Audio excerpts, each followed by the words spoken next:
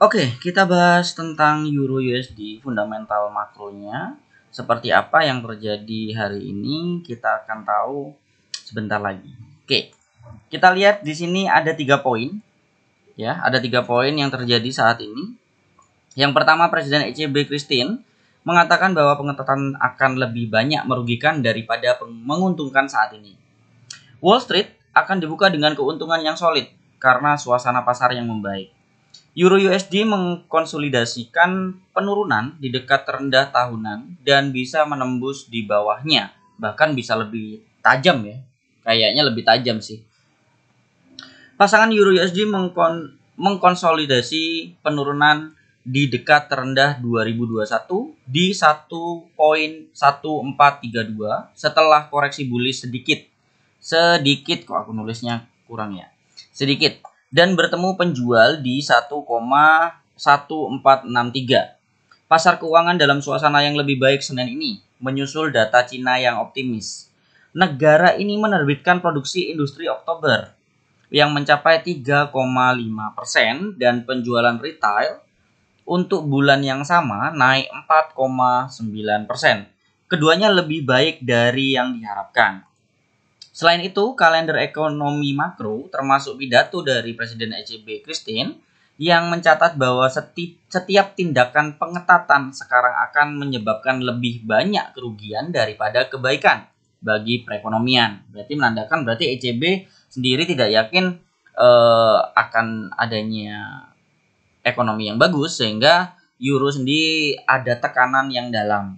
Ya, sebagai investor kita pasti berpikir lebih baik tidak masuk ke zona euro dulu atau lebih baik menjual euro dulu untuk mengamankan posisi euronya. Kabar ini pasti menambah tekanan pada mata uang.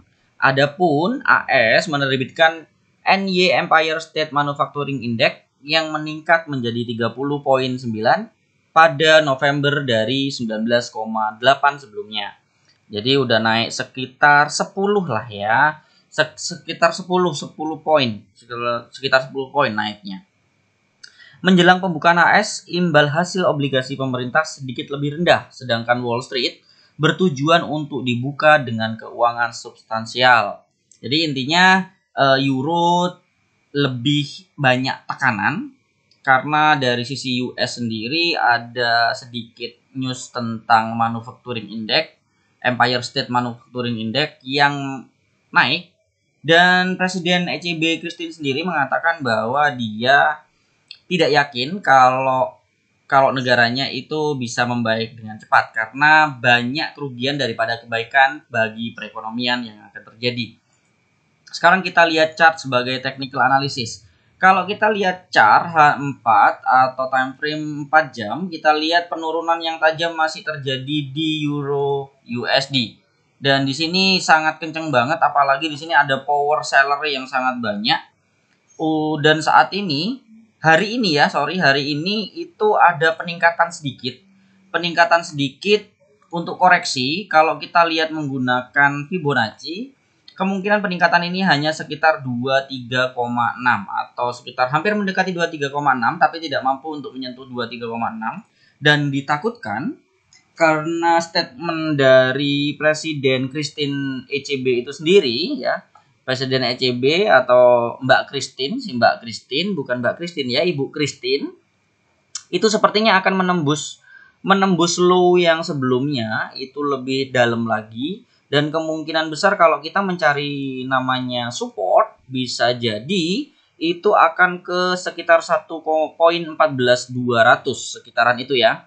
Sekitaran sini ya, sekitaran sini itu pun berapa pips. Kalau kita lihat dari sisi pips itu ada sekitar 31 pips ya, 30 pips atau bisa lebih dalam. Biasanya sih kalau memang tembus seperti itu bisa lebih dalam lagi.